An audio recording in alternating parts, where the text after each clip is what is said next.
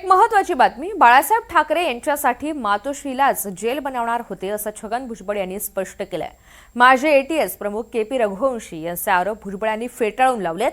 बाळासाहेब ठाकरे यांच्या अटकेची फाईल माझ्याकडे कुणी हलवली, रघुवंशी यांनी त्याचं उत्तर द्यावं असं आव्हान सुद्धा भुजबळ यांनी दिलंय।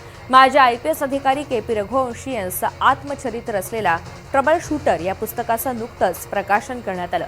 त्यात तत्कालीन गृहमंत्री भुजबळ हे शिवसेना प्रमुख बाळासाहेब ठाकरे यांच्या अटकेसाठी खूप उत्सुक होते असा दावा रघुवंशी यांनी केला होता।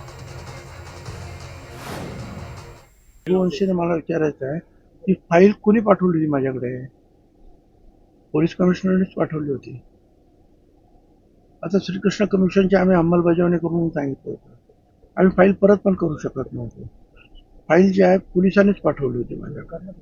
आणि त्याच्यानंतर सुद्धा एम.एन. सिंग आता जिवंत आहे, त्यांना मी सांगितलं की बाळासाहेब ठाकरेंना आपण जामीन द्यायचा आहे आणि कदाचित जामीन नाकारला तर मातोश्री हाच जेल म्हणून जाहीर करायचं आणि त्यांना मातोश्रीमध्येच ठेवायचं। एवढं सगळं आम्ही केलेलं आहे। आता सगळ्याच गोष्टी या सगळ्यांना माहीत नसतात। Balasaheb Thackeray commanded his Shivsainik like army commander and organized systematic attack on Muslims. असा फाइंडिंग ज्यावेळी दिला तर लोकांच्या मनामध्ये आणि सरकारने काही रिकमेंड झाली पाहिजे आणि बाळासाहेब ठाकरेच्या विरुद्ध ॲक्शन झालं पाहिजे।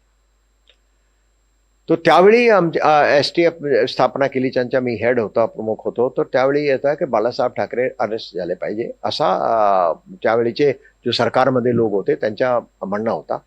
तर त्यावेळी आम्ही कारण रिकमेंडेशन एक गोष्ट आहे, पण त्यांच्यासाठी पोलिसांना कोर्टामध्ये बियॉन्ड रिझनेबल डाऊट पुरावा साक्ष द्यावा लागतो। आता प्रत्येक केस कन्व्हेक्ट होत नाही असं नाही, पण ते FIR कमीत कमी जो केस आहे तो कोर्टामध्ये टिकला पाहिजे।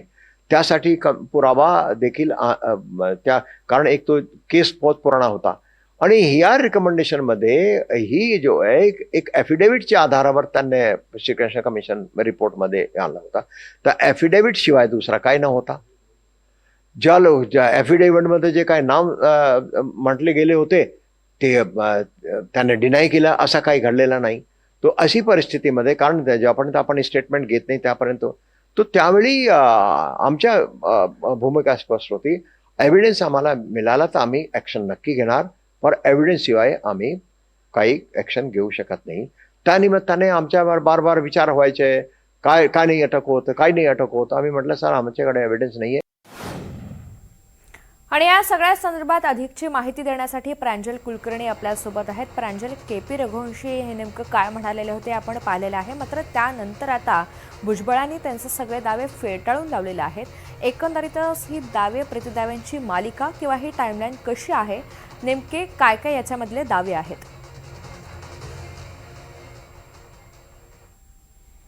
तुझ्या खरं म्हणजे आपण जर बघितलं तर बाळासाहेब ठाकरेंना अटक हे होणार होती, हे जे संपूर्ण प्रकरण आहे ते पुन्हा एकदा चर्चेत आलेलं आहे आणि याला कारण ठरलं होतं ते म्हणजे नुकतंच IPS अधिकारी केपी रघुवंशी यांच्या ट्रबल शूटर या आत्मचरित्राचं प्रकाशन हे झालेलं होतं आणि यामध्येच त्यांनी जे काही दावे केले होते ते खरं तर खळबळजनक होते। तत्कालीन गृहमंत्री होते छगन भुजबळ आणि त्यांच्याच काळामध्ये कुठेतरी बाळासाहेब ठाकरे यांना अटक ही होणार होती, हे संपूर्ण प्रकरण खरं तर गाजलेलं होतं। आणि जे काही केपी रघुवंशी यांनी म्हटलेलं आहे ते आत्मचरित्रामध्ये त्यांनी जे काही म्हटलेलं आहे की कायदेशीर सल्ल्यानुसार छगन भुजबळ यांना अटक करणं हे खरं तर योग्य नव्हतं, मात्र माझ्यावरती प्रचंड दबाव होता असं त्यांनी म्हटलेलं आहे। आणि दरम्यान यावरती आता छगन भुजबळांची काय प्रतिक्रिया असणार याकडे सर्वांचं लक्ष लागलेलं असतानाच छगन भुजबळ यांनी केपी रघुवंशी यांचे सर्व दावे हे फेटाळून लावलेले आहेत।